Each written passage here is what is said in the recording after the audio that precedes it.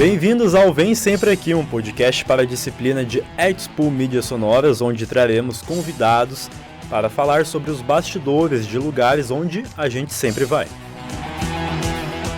E para o episódio de hoje também teremos então a participação, além do entrevistado, que eu já vou apresentar ele, temos aqui conosco o Júnior Rosário, que será um entrevistador especial, ou seja, ele não é um entrevistado, mas sim terá uma participação especial em função do tema de hoje, tá legal? Então, quem está conosco em chamada de vídeo é o jornalista esportivo, narrador da Rádio Grêmio, Rodrigo Fattori. Olá, Rodrigo, tudo bem? Bem-vindo. Tudo bom, gente? Boa noite e muito obrigado pelo convite aí de poder dividir um pouquinho a minha experiência também e aprender junto com vocês. Legal, vamos lá então. Rodrigo, o Carlão fez a correção aqui para nós, que é Grêmio TV, certo? A Rádio Grêmio... Pode ser. Grêmio TV. Que a gente costuma usar sempre o nome do clube antes, né? Desde quando foi inaugurado aqui. Então a gente usa sempre Grêmio Rádio e Grêmio TV. Legal, então. Oi, boa noite. Meu nome é Jackson. E, Rodrigo, como foi o teu início no jornalismo esportivo e hoje na Grêmio TV? Bom, Jackson, eu sou formado pela Unicinos, né?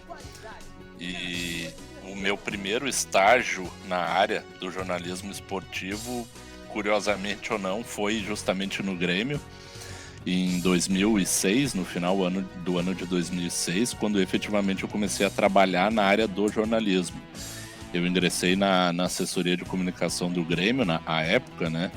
E fiz aqueles 2 anos máximos que a gente pode fazer num estágio, né? Numa mesma empresa. E depois de ter... Eu vou tentar encurtar um pouco, né, a história toda, mas depois de fazer esse estágio eu deixei o clube, na época não tinha como ser efetivado, né, era final de 2008, então eu fui para outras funções ainda como assessoria, e depois eu comecei um estágio na época, que hoje não existe mais, mas na época tinha a redação do Portal Terra, no centro de Porto Alegre, e lá eu comecei estágio e permaneci por 1 ano na redação, então era um ambiente completamente diferente do que até então eu havia trabalhado, e foi uma experiência assim gigantesca, né, para quem é da área como a gente do jornalismo. Eu costumo comentar que mesmo que tu vá pender para uma área específica, como assessoria, ou rádio, ou TV, enfim, a experiência dentro de uma redação de jornalismo, tanto internet ou quanto impresso, é algo assim muito diferente daquilo que a gente costuma ver no dia a dia. Até pelo fato de tu tem que estar muito ligado em tudo que está acontecendo no mundo, né? Principalmente na época lá no Portal Terra, né? Então a gente tinha que ficar de olho em tudo. E como estagiário eu acabava ficando mais envolvido com a parte das agências de fotografia do mundo todo ali, até porque muitas coisas apareciam primeiro imagens para depois ter mais sobre a história daquele acontecimento, né? Então era algo muito, muito interessante, toda essa pressa, tudo que acontecia, então foi bem enriquecedor. Depois disso até eu estava para me formar e ser efetivado lá, porém eu recebi o convite para ser assessor de imprensa do Caxias, da Ser Caxias, em Caxias do Sul. Isso aí já era 2010, metade de 2010. Então, claro, como era uma oportunidade de emprego, né, então eu acabei pesando as situações todas, até para me mudar, porque eu sempre morei em Canoas, né, e então eu tive que me mudar e acabei aceitando o convite lá da Ser Caxias, e por lá eu permaneci de novo, voltando para uma assessoria, por 1 ano e meio.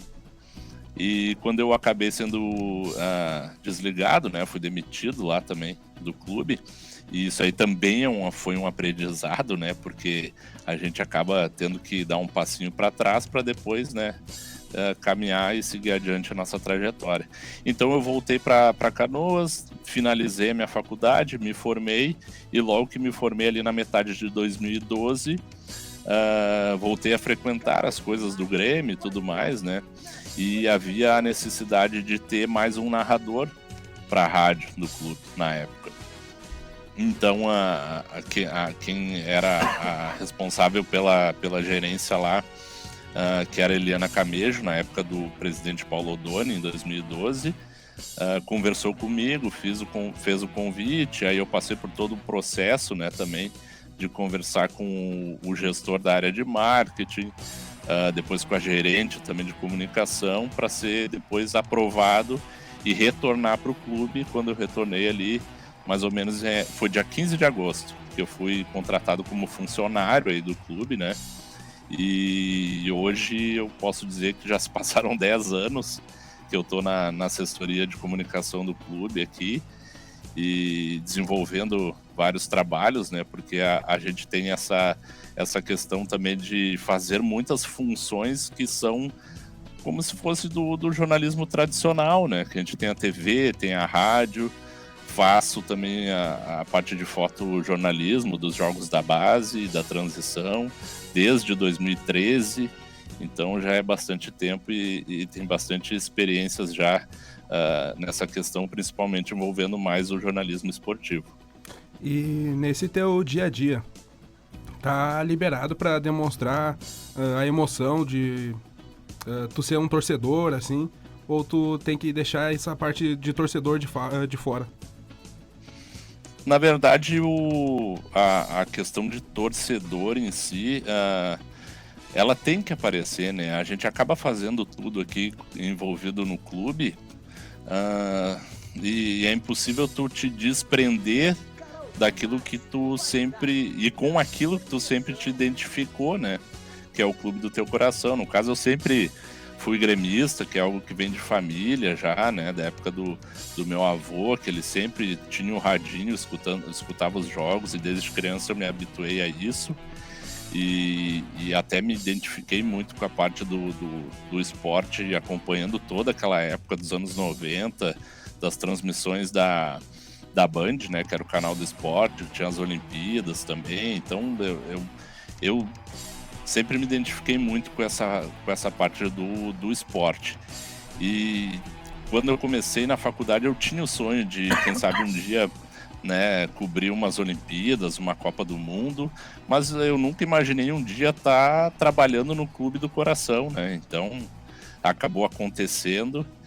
E para mim, até quando a gente entra no clube, é claro que talvez a dosagem como torcedor acabe diminuindo um pouco, porque o teu sentimento acaba sendo um pouquinho amortecido, né, em relação ao clube, porque tu tem um certo distanciamento mesmo sendo torcedor. A partir do momento que tu tá dentro do clube, tu já tá inserido numa rotina, né?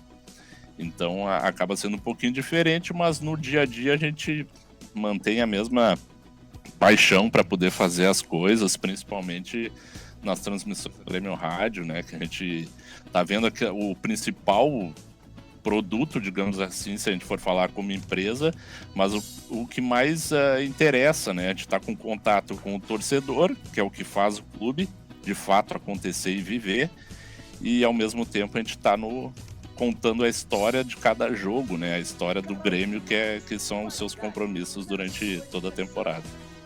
Rodrigo, tu, então, aí nessa mistura, né, de um torcedor com um profissional, se faz crítica ao time do coração, e como se faz esse tipo de crítica? A gente tem o nosso canal principal, né, que são as transmissões da Grêmio Rádio, e tem duas figuras que estão dentro da nossa equipe que tem exatamente essa liberdade editorial de poder falar exatamente o que elas pensam sobre o que está acontecendo, né? Que são os nossos comentaristas, dois ídolos, né? Que para a gente é um orgulho imensurável poder dividir isso com eles desde 2015, quando a Grêmio Rádio ingressou no FM, que é o Mazzaropi, campeão mundial, né? O nosso goleiro campeão mundial em 83, e fora as outras tantas taças que ele conquistou aqui no clube, e o Carlos Miguel, um dos mais da época dos anos 80 e o outro da época dos anos 90, que é o Carlos Miguel, nosso volante também, multicampeão, calou Maracanã, enfim, eles têm uma história muito rica, né, como atletas, depois também fora né? Porque o Mazzaropi passou a ser depois treinador de goleiros na época daqueles títulos dos anos 90. Hoje em dia ele é o coordenador também da formação de goleiros da escola de futebol do clube no CT do Cristal, em Porto Alegre. E o Carlos Miguel, que de fato ingressou na Casa Mata, né? Ele começou como auxiliar técnico e hoje ele é treinador da categoria Sub-15 também, aí já lá em Eldorado, nas categorias de base do Grêmio. Então eles são as duas figuras que são mais direcionadas para opinar, tem liberdade total, e a gente sempre fala nas nossas transmissões que o torcedor não é ingênuo, o torcedor enxerga o jogo, todo mundo tem noção do que está acontecendo, e não é a gente que vai querer passar pano ou querer falar alguma situação de forma mais amena. Não, a gente fala o que está acontecendo, se precisar criticar, a gente critica. No ano passado foi um ano bem complicado, né, em relação a isso, porque foi um momento bem difícil que até então nenhum de nós aqui dentro do clube havia vivenciado, pelo menos quem está até hoje, né? Então foi bem difícil, foi bem complicado, mas em nenhum momento a gente se furtou de falar o que a gente pensava. E claro, a gente nas nossas funções como narrador, repórter, a gente tenta se policiar para não dar tanta opinião, porque não é bem a nossa função, né? Dentro de uma transmissão, mas a gente não tem nenhuma limitação em relação a isso, e a gente sempre, quando precisa falar alguma coisa, a gente dá aquela cutucada assim, não tem essa limitação não, de forma alguma. Rodrigo, tu falou aí que ano passado, né, aí falando de 2021, ficou uma situação meio complicada aí no Grêmio. Hoje, quando a gente fala em Grêmio, existem dois assuntos, que é o rebaixamento e também a possibilidade de subir. Como é que tá esse momento aí no Grêmio, entre funcionários? Tem muita cobrança da torcida? Eu acho que a torcida é natural que cobre e tem mesmo que fazer esse papel, né? Porque quem faz o clube acontecer é o torcedor, é a sua torcida. Então, de fato, esse tipo de cobrança deve acontecer. Eu não só acho que pode, mas que deve acontecer.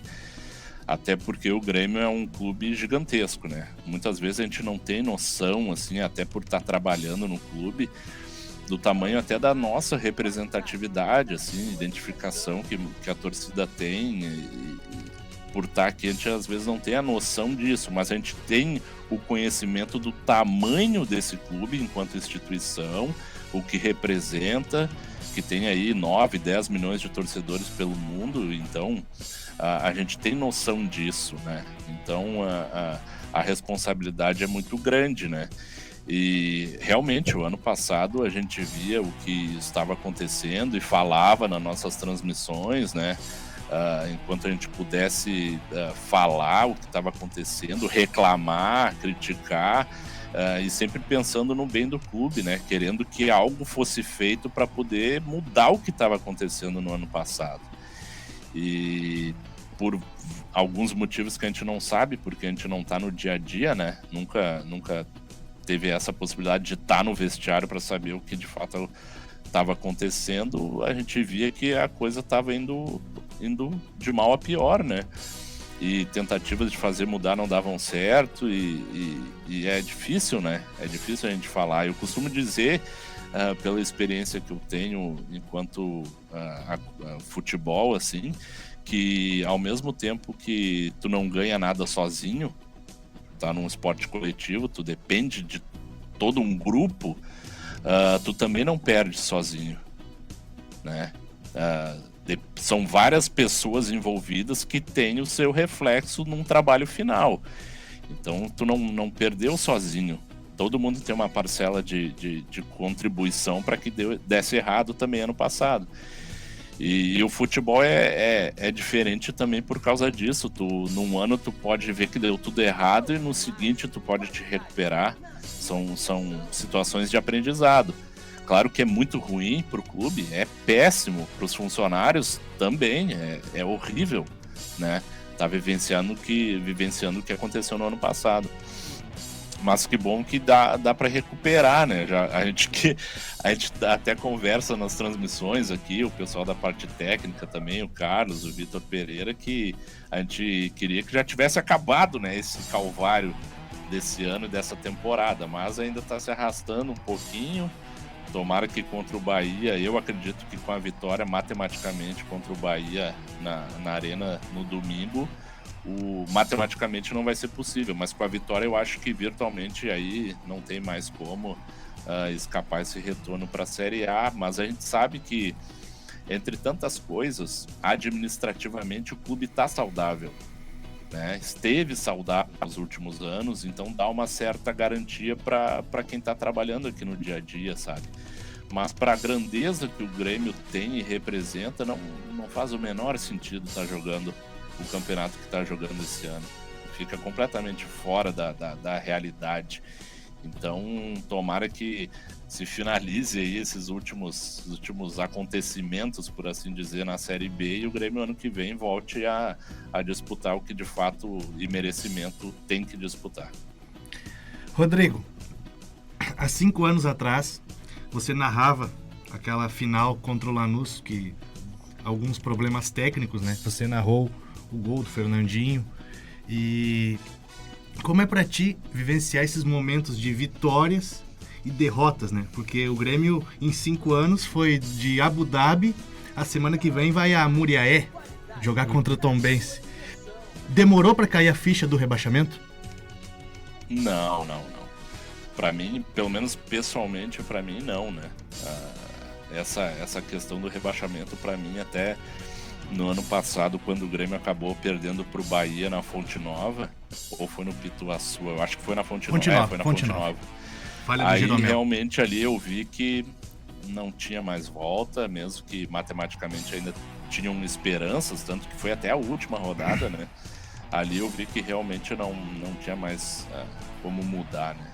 E então foi bem complicado. É que nem eu falei antes, né? Pela grandeza do Grêmio, não tem que estar. Eu acho que a única coisa legal disso tudo, se é que a gente pode achar, porque é o contexto.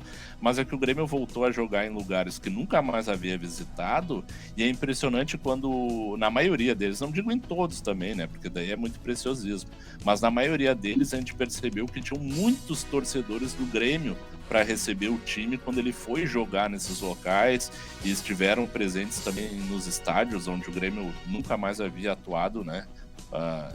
Ou que atuou pela primeira vez, inclusive.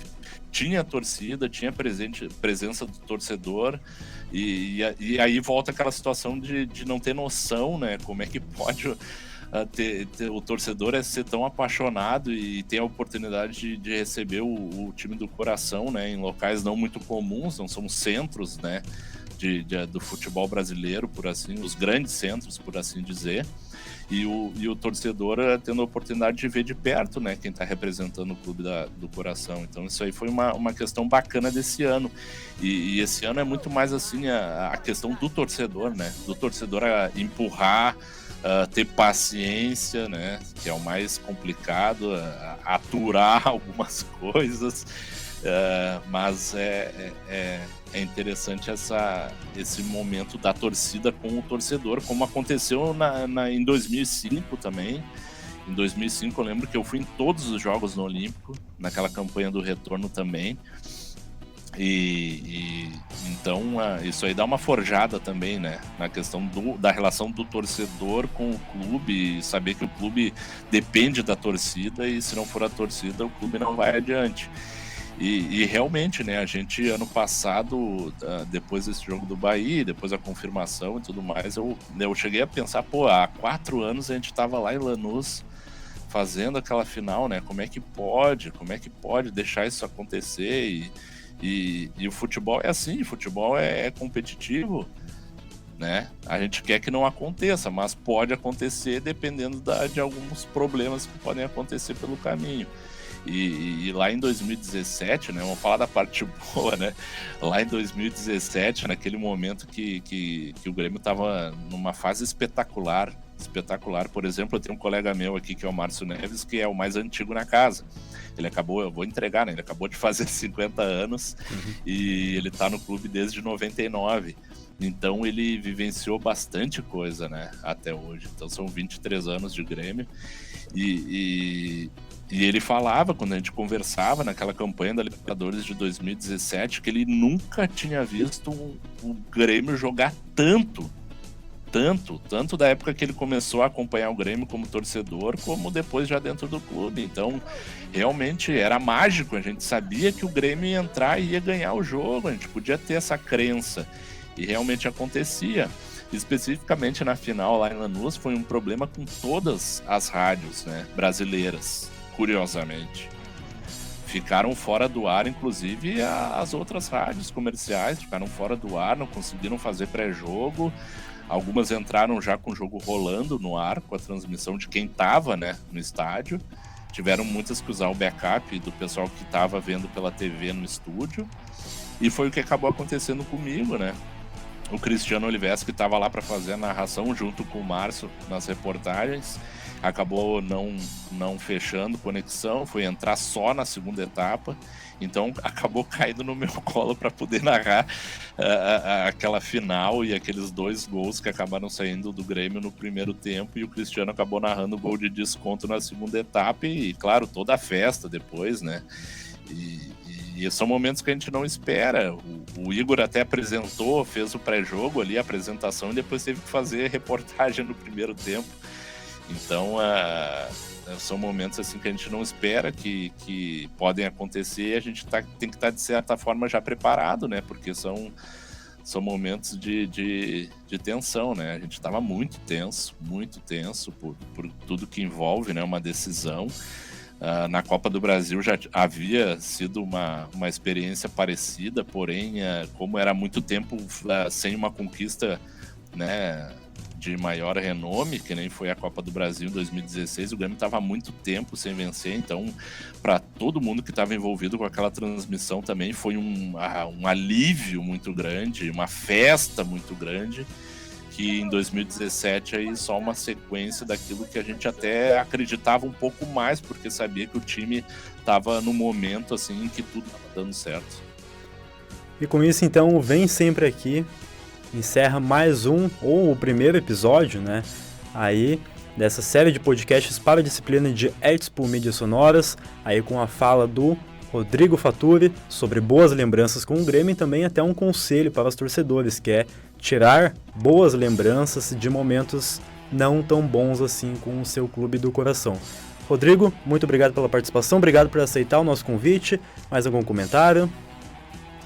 Não, eu queria agradecer, né, o espaço, eu sei que acaba sendo curto e eu falo bastante, né, o mal de quem é da comunicação, mas é assim, né, faz parte do nosso aprendizado, e espero um dia, quem sabe, encontrar vocês também aí, já junto no mercado de trabalho. Eu não sei se já estão trabalhando, mas de fato também sendo colegas aí no dia a dia, quem sabe, num futuro próximo. Obrigado pelo espaço. Com certeza esperamos por esse momento também. E para quem nos acompanha, valeu, abraços e até a próxima. Até a próxima.